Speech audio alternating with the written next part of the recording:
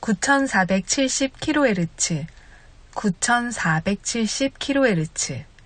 여기는 RBS입니다. 대한민국 헌법 제3조. 대한민국의 영토는 한반도와 그 부속 도서로 한다. 북한에 있는 동포 여러분도 헌법상 대한민국 국민입니다. 2026년 새해에는 북한을 포함한 모든 공산주의 이념에 동조하는 세력들이 무너지고 자유를 누리는 해가 되기를 소망합니다.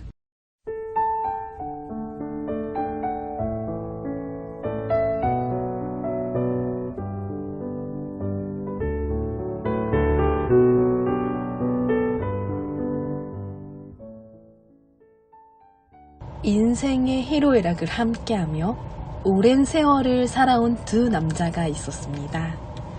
사는 지역이 다르다 보니 자주 만나지는 못하더라도 늘 생각나고 보고 싶은 형제 같은 소중한 친구였습니다. 어느새 그들은 머리가 새하얗게 변했고 거동도 불편해진 쇠약한 노인이 되었습니다. 그러던 어느 날 친구에게서 전화가 걸려왔습니다. 이보게 친구, 나 먼저 가네. 깊은 여운을 남기는 친구의 말에 전화를 받은 친구는 아무 말도 못하고 그저 눈물만 흘렸습니다. 친구의 이 말을 들은 노인은 그 자리에서 그대로 앉아 아무 말도 못하고 그저 눈물만 흘렸습니다. 그리고 그 전화를 끝으로 몇 시간 뒤 친구의 자녀들로부터 아버님이 운명했다는 연락을 받았습니다. 이 세상과 작별할 시간이 되었다는 순간 소중했던 친구의 먼저 가네 라는 작별 인사 속에는 그동안 함께 해줘서 고마웠다는 감사의 의미가 있었을 것입니다.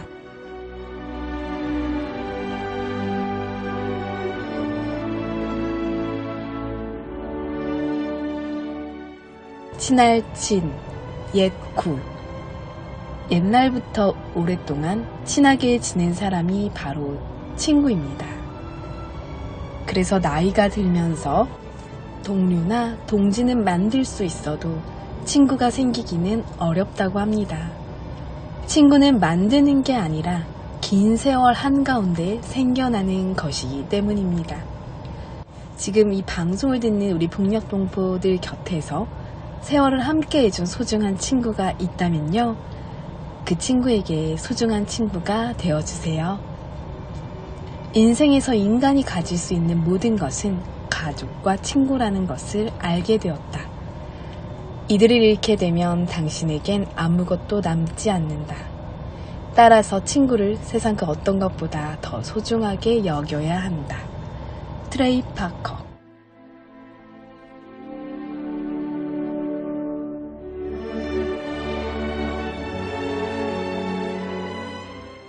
세상에서 진정한 친구 2명만 있어도 인생을 잘 살았다 라고 말하는데요. 혹시 세상에 그런 친구가 없을지라도 우리는 더 위대한 친구가 있죠. 바로 예수님입니다. 예수님은 우리의 친구가 되어주시죠. 모든 어려움, 절망, 낙담 가운데 우리에게 오직 위로와 소망과 사랑과 모든 것을 채워주시는 분입니다.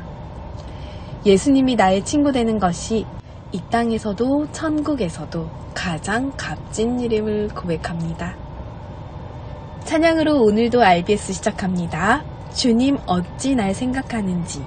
이어서 날씨 예보 전해드릴게요.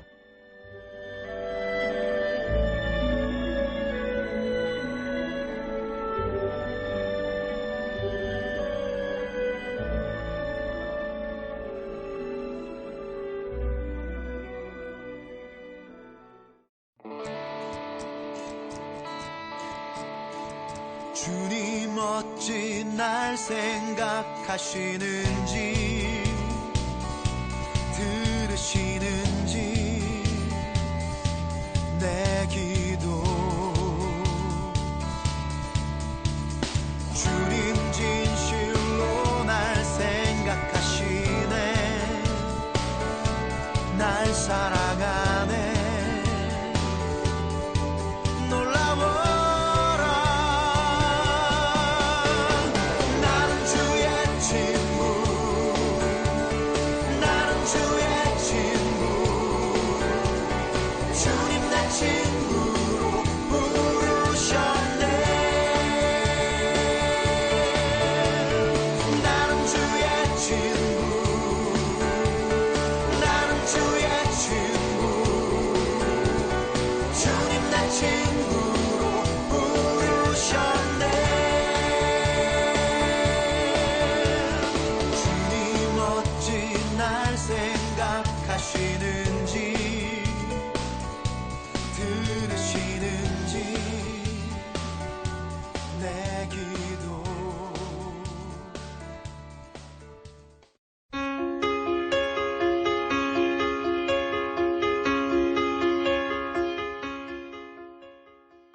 북한 종합 날씨예보입니다. 16일 전 지역 가끔 구름 많겠습니다. 17일 전 지역 구름 많다가 아침부터 차차 맑아지겠습니다. 지역별 날씨예보입니다. 평안남도 평양 내일 날씨 맑겠습니다. 모레는 구름 많다가 날씨 맑아지겠습니다. 최저기온 22도에서 최고기온 31도까지 오르겠습니다. 평안북도 신의주 내일 날씨 맑겠습니다. 모레는 날씨 흐리다가 맑아지겠습니다. 최저기온 23도에서 최고기온 31도까지 오르겠습니다. 자성 내일 구름 많다가 날씨 맑아지겠습니다. 모레는 날씨 맑겠습니다. 최저기온 14도에서 최고기온 29도까지 오르겠습니다. 황해도 해주 내일 구름 많다가 날씨 맑아지겠습니다. 모레는 날씨 흐리다가 맑아지겠습니다. 최저기온 19도에서 최고기온 31도까지 오르겠습니다. 개성 내일 구름 많다가 날씨 맑아지겠습니다. 모레는 날씨 흐리다가 맑아지겠습니다. 최저기온 22도에서 최고기온 32도까지 오르겠습니다. 함경남도 함흥 내일 날씨 맑겠습니다. 모레는 구름 많다가 날씨 맑아지겠습니다. 최저기온 21도에서 최고기온 34도까지 오르겠습니다. 해산 내일 구름 많다가 날씨 맑아지겠습니다. 모레는 날씨 맑겠습니다. 최저기온 18도에서 최고기온 28도까지 오르겠습니다. 함경북도 청진 내일 날씨 맑다가 구름 많아지겠습니다. 모레는 날씨 맑겠습니다. 최저기온 18도에서 최고기온 26도까지 오르겠습니다. 무산 내일 구름 많겠습니다. 모레는 날씨 맑다가 구름 많아지겠습니다. 최저기온 15도에서 최고기온 21도까지 오르겠습니다. 바다 날씨예보입니다. 동해 북부 앞바다와 먼바다 내일 날씨 맑겠습니다. 모레는 구름 많다가 날씨 맑아지겠습니다. 파고는 앞바다와 먼바다 0.5에서 1m 되겠습니다. 서해 북부 앞바다와 먼바다 내일 날씨 맑다가 구름 많아지겠습니다. 모레는 구름 많다가 날씨 맑아지겠습니다. 파고는 앞바다 0.5m, 먼바다 0.5에서 1m 되겠습니다. 오늘의 말씀 그리고 맡은 자들에게 구할 것은 충성이니라. 고린도전서 4장 2절 말씀. 아멘. 이상 날씨였습니다.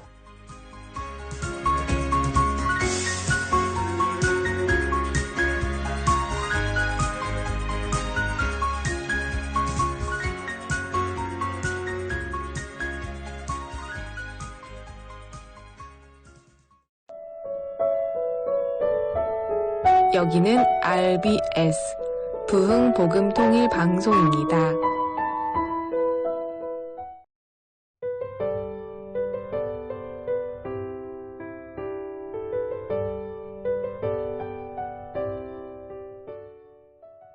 이번 주부터 매주 수요일 새롭게 마련된 순서를 소개드립니다. 북한에서 온 3명의 남녀 청년이요. 북한에서 공부하고 배워왔던 역사, 한국에 와서 보니 그 역사가 매우 왜곡되어 있다는 사실을 발견했습니다. 그래서 우리 북한 동포 여러분께 고향에 전하는 역사의 진실, 그것이 알고 싶다 순서를 마련했습니다. 매주 수요일 이 시간 함께 보내드리는 역사에 대한 진실, 우리 동포 여러분께 전해드립니다.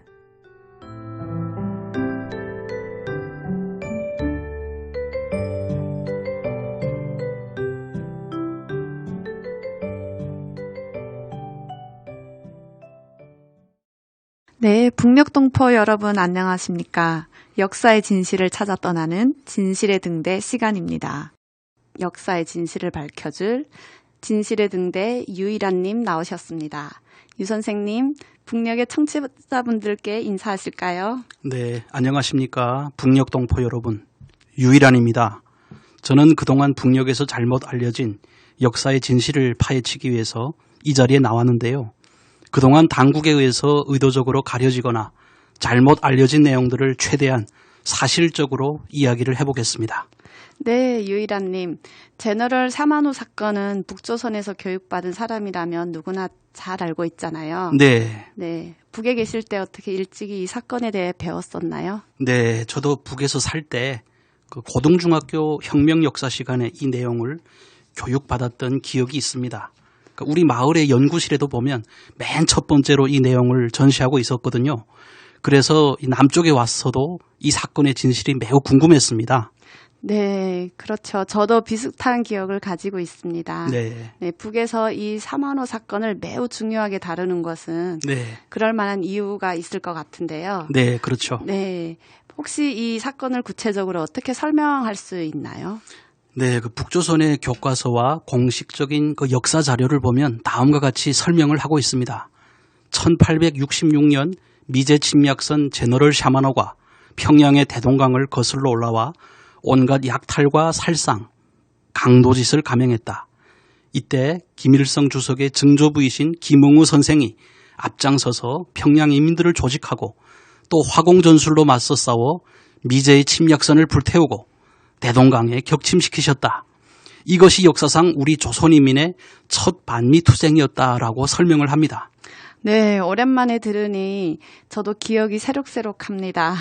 네, 그동안 이 북에서는 이 샤마노 사건을 조선인민의 반미항쟁 출발점이라고 하면서 반미선전의 소재로 적극적으로 활용을 해왔죠. 네. 이 사건 발생 120주년이 되던 1986년 9월 2일에는 평양의 대동강변에다가 그 대형 승전비까지 세워놨고요. 그 승전비 바로 옆에는 1968년에 납치했던 미국 정보선 그 푸에블로호 아주 유명하잖아요. 네. 이 배까지 가져다 놓고 또 한 반미 항전의 상징으로 삼았죠. 아, 네. 그러면 오늘 이 사건을 다루면서 저희가 가장 우선 해야 할 일은 네, 역사적 사실관계부터 분명히 해야 할 것 같습니다. 네. 네, 물론 그 내용이 북에서 주장하는 것과는 많이 다를 수도 있겠죠. 그렇죠. 네, 그럴 수 있죠. 제너럴 셔모노 사건을 간단하게 살펴보면 이렇습니다.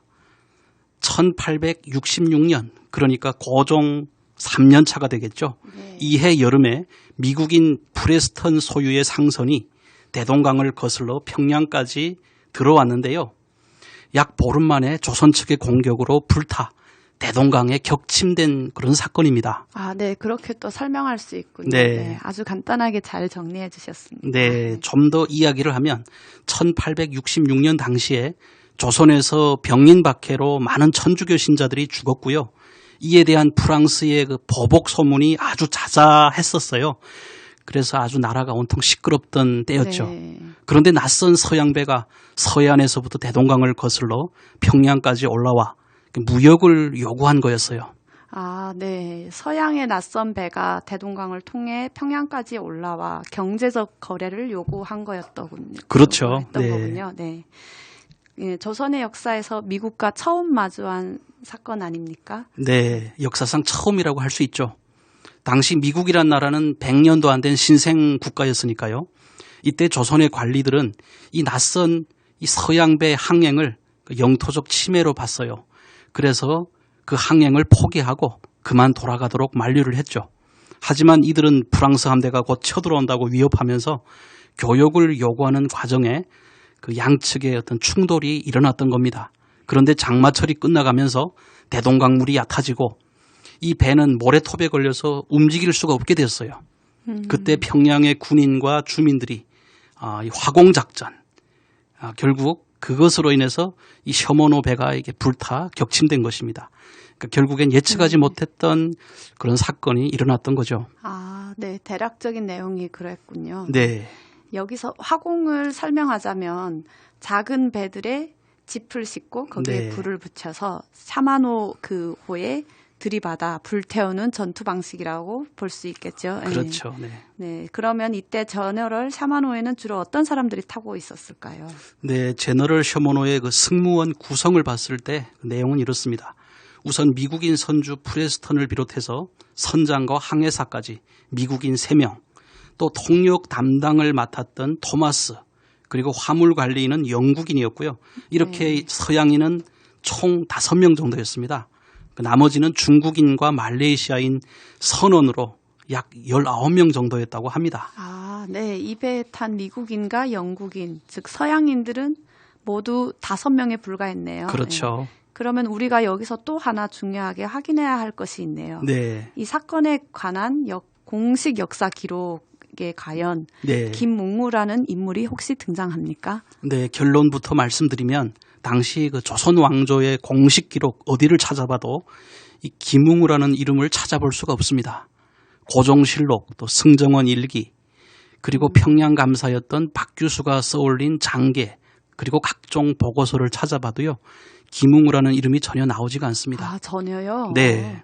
북에서 강조하듯이 그렇게 중요한 인물이면 당시 기록에 나오는 게 너무 당연할 텐데요. 그렇죠. 네. 그렇지 않다면 여기서 중요한 의문이 생길 수밖에 없네요. 네. 네, 어쩌면 북조선 당국에서 내세우는 김웅우에 관한 주장이 실제로는 별 근거 없는 얘기일 수도 있겠네요.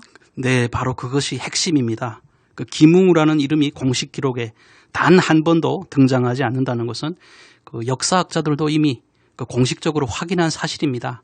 만약에 그 김웅우가 정말로 샤마노 격퇴를 위한 이 전투를 지휘했다고 하면 그 박규수의 보고서나 고종실록에 반드시 그 이름이 기록되어야 하겠죠. 그런데 북에서 내세우는 주장을 증명할 만한 역사적 사료나 또 증거는 전혀 나타나지 않는다는 것이 문제죠. 네, 역사학자들도 공식적으로 그렇게 확인을 했는데 네. 뭔가 의문이 계속 증폭되는데요. 네, 그렇죠. 실제 그 김일성 주석의 증조부인 김웅우는 그 만경대 인근 한 지주의 묘지기 겸 또 소장농으로 생계를 꾸려가던 그런 가난한 농부였습니다. 네. 그리고 그는 1845년생이라고도 하고 48년생이라고도 하는데요. 그 나이를 유추해 봤을 때 김웅우는 20살 전후에 아주 네. 젊은이에 불과한 거죠. 네.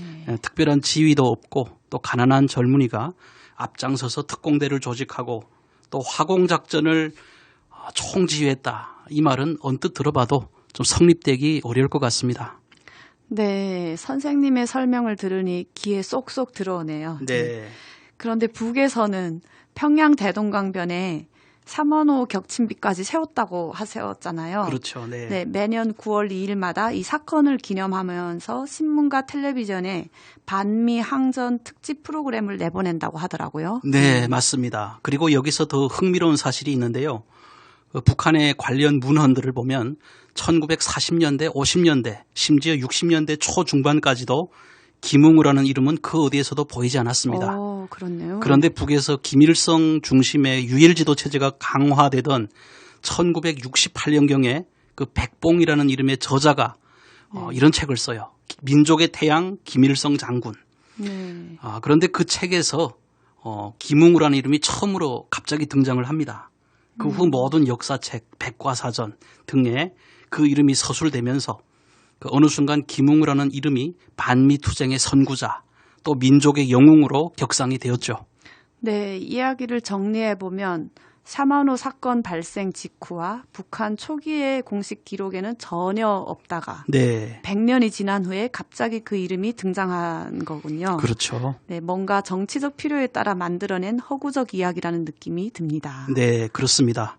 그 역사학에서는 이런 것을 가리켜 후대의 역사 재구성이라고 합니다. 어느 나라에서나 특정 정치적 환경에 따라서 이런 현상이 일부 나타나기도 하죠. 네, 저도 동의합니다만은 네. 이 사례를 봤을 때 좀 지나치다는 생각이 좀 드네요. 지나친 면이 있죠. 네. 네. 아무튼 북에서 내세우는 김웅우라는 인물 대신에 이 사건과 관련하여 어떤 인물이 있는지도 좀 궁금한데요. 네. 혹시 어떤 분들이 있을까요? 네, 그 공식적인 역사 기록에는 그 다른 사람들의 이름을 확인할 수 있는데요. 그 대표적으로 나오는 이름들을 보면 박규수, 이현익, 박춘권 이런 이름들이 등장합니다. 혹시 북조선에서는 언급하지 않았던 여러 인물들이네요. 네. 네, 그러면 이 인물들이 혹시 그 샤마노 사건에서 어떤 역할을 했을까요? 네, 먼저 박규수에 대해서 소개를 하자면요. 그는 당시에 평양 지역을 관할했던 평양 감사였습니다. 네. 옛날에 저희 속담에도 평양 감사가 지가 싫으면 그만이다. 뭐 이런 네, 말이 있잖아요. 그 있죠. 유명한 평양 감사였군요. 맞습니다. 네. 박 교수는 그 열하일기라는 유명한 그 책도 있죠. 그 열하일기를 쓴 실학자 연암 박지원의 네. 손자이기도 합니다. 네. 그리고 나중에는 갑신정변의 주역이었던 김옥균, 박영효 등의 이런 인텔리 청년들과도 깊은 친분을 맺고 네. 또 자주 교류를 하면서 개화 사상을 심어줬던 그런 좀 개화적인 인물이기도 합니다. 박 교수는 당시 샤마노 사건의 책임자로서 그 조선의 중앙정부에 보고서를 써서 올렸는데요.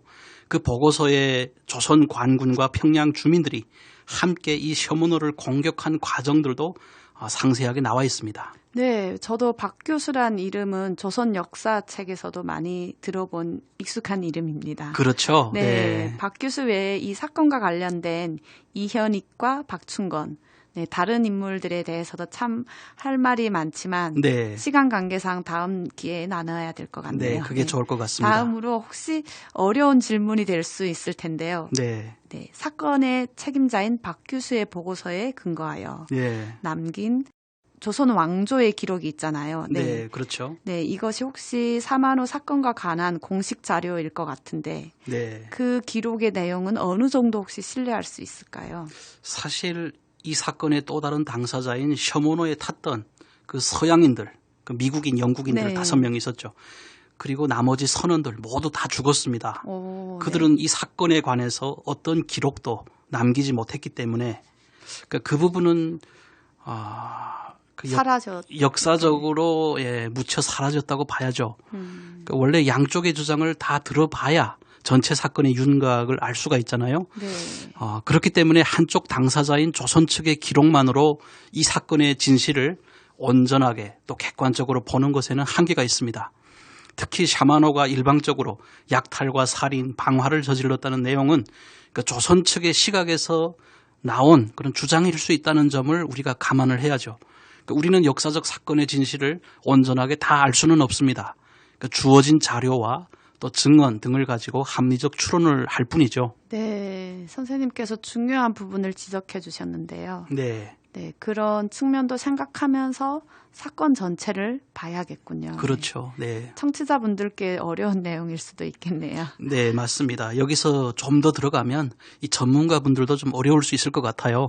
오늘 이 시간은 역사적 인물이나 사건에 대해서 객관적으로 확인된 그 사실관계 중심으로 설명하는 것만으로도 아마 큰 도움이 되지 않을까 싶습니다. 네, 맞아요. 네, 선생님 그러면 저는 이 셔머너 사건에서 한 가지 더 중요한 질문을 좀 해보고자 합니다. 네. 네, 혹시 북에서는 이 사건을 미 제국주의의 첫 조선 침략이라고 가르치지 않습니까? 네, 그렇죠. 정말 그런가요, 그러면? 이 부분도 관련 기록을 좀 세밀하게 들여다봤을 때 그 사실관계가 좀 다른 것을 봅니다. 그러니까 결론적으로 이야기하면 이 사건은 미국 정부가 조선을 침탈하려는 목적으로 일으켰던 것이 아닙니다. 당시 샤마노는 무역으로 돈을 벌기 위해서 세계 각지를 돌아다니는 한 개의 상선에 불과했어요. 그러니까 즉 미국 정부 소속의 군함도 아니었고 단지 물물교환, 즉 장사를 위해서 조선해온 민간의 무역선이었습니다. 개인 상선이었네요. 그렇죠. 네. 그리고 1866년 당시 그러니까 미국은 노예 해방 등의 그런 내부적인 문제들 때문에 그 남북 전쟁을 치렀어요. 한 거의 5, 6년 동안을 했을 겁니다. 네. 예, 그 전쟁 때문에 정신이 없었어요. 즉 미국은 외부에 신경 쓸 겨를조차 없었다는 거죠. 네. 그 전쟁과 그 수습에도 벅찰지경인데 동쪽의 먼 작은 나라 이 조선으로 침략을 왔다. 이건 객관적으로 봐도 말이 안 됩니다. 차라리 영국인들의 침략이다 이렇게 말을 했으면 그것보다 좀 더 그럴듯한 아마 선전이 되었을 것 같은데요. 그러므로 북에서 주장하듯이 이 사건을 미국 정부의 군사적 침략이라고 이렇게 단정짓기에는 사실과는 좀 많이 다릅니다. 그러네요. 네, 북녘의 동포 여러분, 오늘 우리는 고종실록을 비롯한 다양한 역사 기록을 통해 제너럴 샤마노 사건을 뒤집어서 객관적 사실 중심으로 살펴보았습니다. 이를 통해 역사는 누군가가 일방적으로 지어내 주장하는 것이 아니라 기록을 통해 확인되는 객관적 사실이어야 함을 다시 또 생각해 보게 되네요. 네, 그렇습니다. 가짜 역사는 결코 오래갈 수 없습니다. 역사적 진실은 누군가에 의해서 잠시 가려질 수는 있어도 결국엔 다 드러나게 됩니다. 북녘에 계신 여러분은 저희가 오늘 제시한 이 객관적 증거와 증언들 또 기록을 직접 들으면서 과연 역사적 진실이 무엇인지 스스로 판단할 수 있다고 생각합니다. 우리가 진짜 역사를 자각할 때 비로소 올바른 미래를 향해서 나아갈 수 있습니다. 진실의 등대는 앞으로도 동포 여러분의 눈을 가린 거짓의 장막들을 하나씩 걷어내고 진실을 드러내겠습니다. 네, 감사합니다. 네, 그러면 저희는 감춰진 역사 속 진실을 찾아 다음 시간에 다시 찾아오겠습니다. 네. 북녘 동포 여러분, 안녕히 계십시오. 네, 감사합니다. 네, 감사합니다.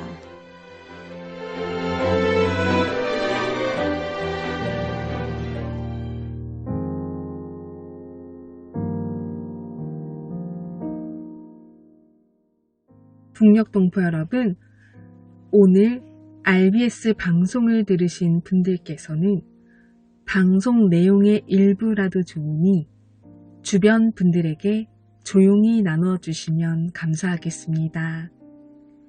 이 방송은요, 자유와 복음을 전하는 소식입니다.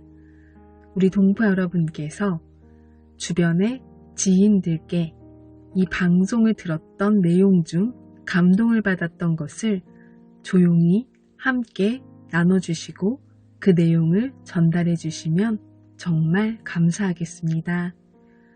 함께 복음통일, 자유통일을 이루어가는 시작이 될 것입니다.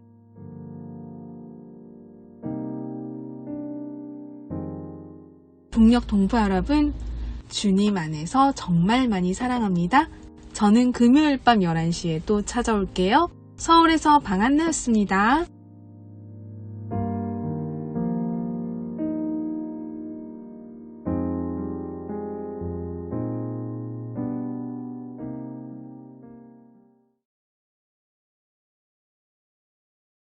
(9470kHz)